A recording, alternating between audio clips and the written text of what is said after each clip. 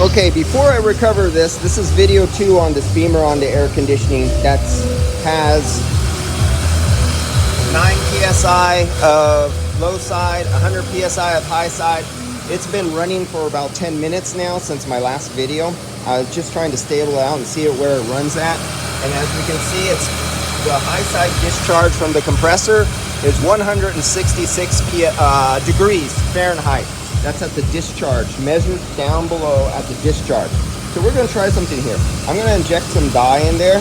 This is AC extends dye, and it also has a high pressure load bearing lubricant. Think of Amsoil or some sort of super lube stuff. I'm not too much into the snake oil stuff, but it just has the extends enhancer in it as a byproduct of their dye. And it only takes 5 milliliters. Is basically 2 milliliters to 5 milliliters is all you need in any vehicle. So let's do an experiment. And I want to see if this is starving for oil, a lubricant. So since it's still put 5 milliliters of a lubricant right upstream into the suction line and get sucked down, in theory, other than we're lacking cooling coming back with refrigerant as superheat in the suction line, we're only putting in a dye. So I am going to inject the dye that has a little bit of lubricant, so you get about 5 milliliters, and we're going to see if the high side temperature goes down on the discharge, just out of shits and giggles. Okay, here we go. I'm just injected it right now. It's already in there. So we're going to see if anything changes. And that's lubricant only. It has a little tiny carrier lubricant that is traveling with us. It's going to take a while to get there.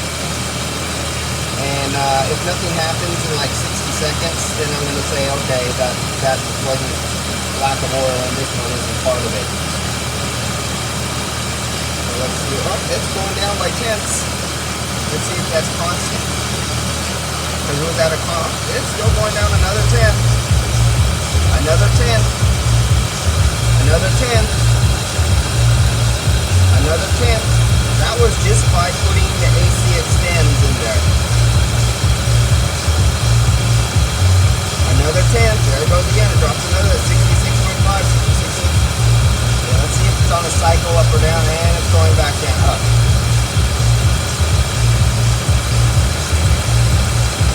Let's keep following it. That was the dye and with the little carrier on. And so what's happening is it went into there, and now refrigerant is still coming in, grabbing onto the lubricant and flushing it back out, I believe, of the system. So it'll, as fast as it went in, it will be carried away with the fresh refrigerant that's coming back and carrying it away.